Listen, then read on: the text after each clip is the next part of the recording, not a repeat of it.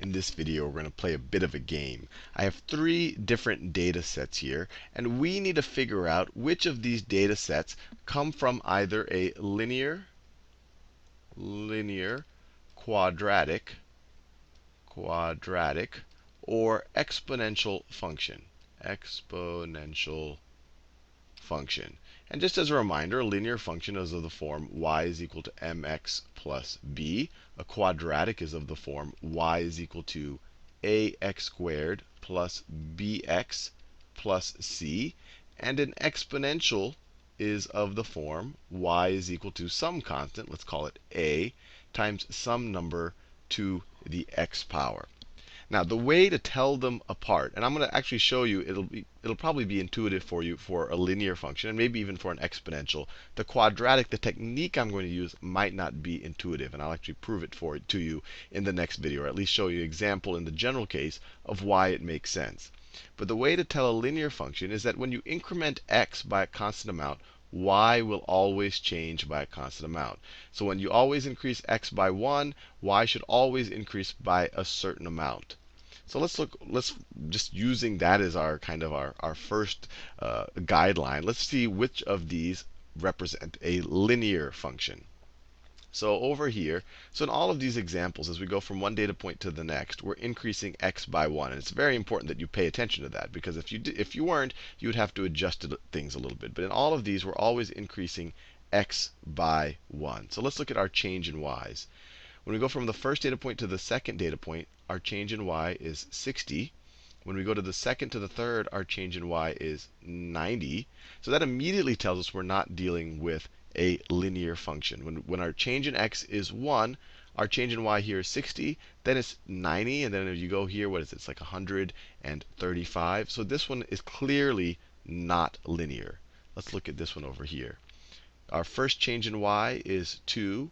Then our next change in y is 0. Once again, not linear. As we increment x by a constant amount, our y does not increase or decrease at a constant amount. So once again, this one is not linear. Now let's look over here. Once again, we're increasing x by 1 on every data point. And when we go from this first data point to the second data point, y decreases by 3. And then we go from the second to the third, once again, y decreases by 3.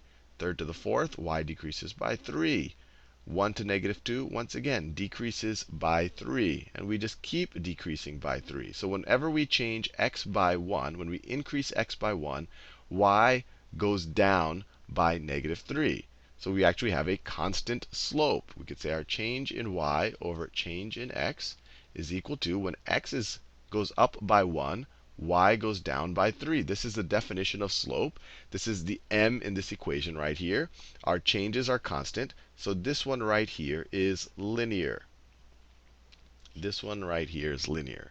Now, quadratic, there's an interesting, we could call it a trick right now, because I haven't really showed you why it works. But in a quadratic, your changes in y, the changes in y are not going to be constant, as was the case in the linear. But the change in the changes of y will be constant. Let me write that down. It probably makes no sense to you right now, but when you see an example, it'll be kind of fun. Change in y constant. Let me show you what I mean. So over here, let's look at this first one over here. So we went from 120 to 180. That was an increase of 60.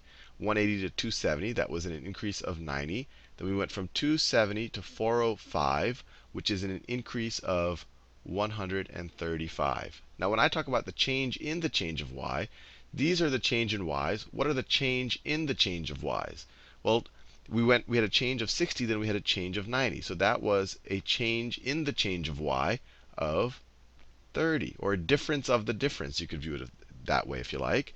Then we go from, then we had a change of 90, and then we had a change of 135. So the change in the change, let's see, that is 45. So here, the change in the change in y, or the difference of the difference, is not constant. We grew by 60, and then we grew by 90, which was 30 more than 60. Then we grew by 135, which was 45 more than 90. So this is not constant over here. So this tells us that this is not a quadratic function. Now let's look at this over here. the change in in y, let's write that down. This clearly was not linear. We increased by 2 here, increased by 0 here, increased by -2 here, increased by -4 here, increased by -6 there. The change in y's are definitely not constant, but let's look at the change in the change of y's. So we increased by 2, then we increased by 0. So this was a -2 in the change of y, or the difference of the difference. Then when you go from 0 to -2, we changed by 0, then we changed by -2. That is a change in the change of -2. Then you go from -2 to -4, a change in the change of -2. This one's starting to look quadratic. We changed by -4, then we changed by -6. Once again, a change in the change of -2. So this data right here fits our requirement for a quadratic. And I'm just kind of giving it to you as a trick right now. In the next video, I'll actually show you why this works. Or I'll show you an example, or just so you get the gut feeling of why it should work. So this one right here is quadratic. So you might say, hey, Sal's give us 3 examples. One of them is going to be linear, one of them is going to be quadratic, one's going to be exponential. This one's probably going to be exponential, and you are probably right. But let me give you the way that we can figure out if something is exponential. So when x increases by 1 in an exponential, you should always have a constant multiplying factor. So when you go from one term to the next term, they should be a similar ratio from one to the next. So instead of just subtracting, in this case, 120 from 180 and 180 from 270, to test for an exponential function, what you want to do is check whether the ratio of, when you increment x by a constant amount, whether the ratio of the y's are the same. So when we increased x by 1, y went from 120 to 180.